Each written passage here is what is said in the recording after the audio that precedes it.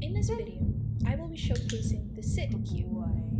Dusty is a 1.5-year-old who has no formal training up to this point, so I am focusing on the basic cues that every dog should know.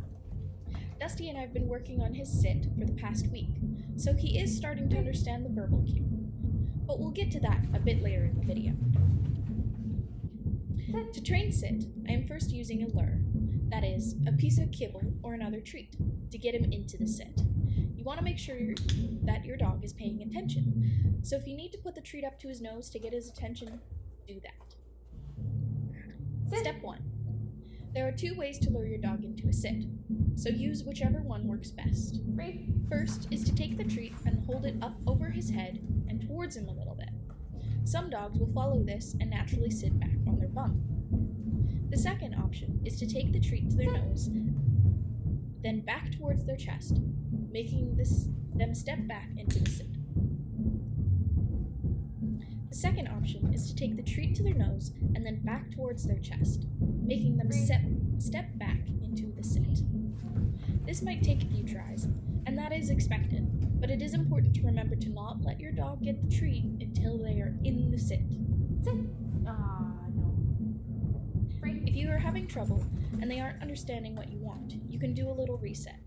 Toss a kibble away and get them to return to you. If you choose to use a clicker or a marker word like a clear yes, you can start adding that in when your dog gets into the sit. You want to make sure you mark as soon as your dog's bum hits the ground. Step 2. Fading out the treat.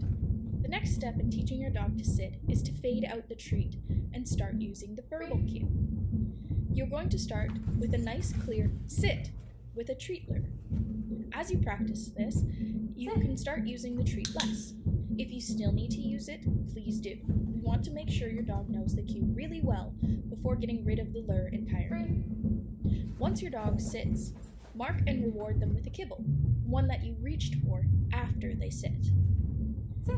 Also, important to note, only say sit once. Repeating the same cue over and over will not help them understand and may cause the dog to ignore it. The same goes for their name. Use their name once, then use fun sounds or puppy to get their attention. Step 3. At this point, your dog has started to associate the treat lure of your hands as a physical cue, so we will start to fade that out in this step. By this point, your dog knows the physical cue and is starting to understand the verbal sit, but to make sure that they really understand it, we need to get rid of any movement on our part.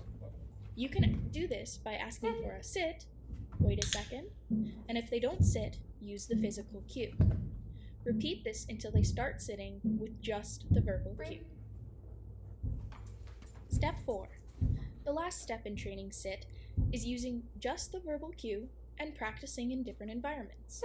In the house, outside, around other dogs, any pet-friendly store, basically anywhere there are different distractions. This is what we call proofing a cue, making sure the dog's brain works in a lot of different environments.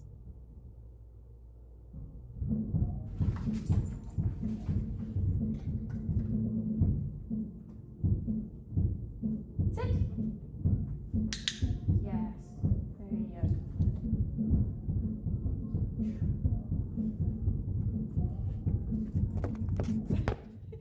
Are we done? I guess we're done.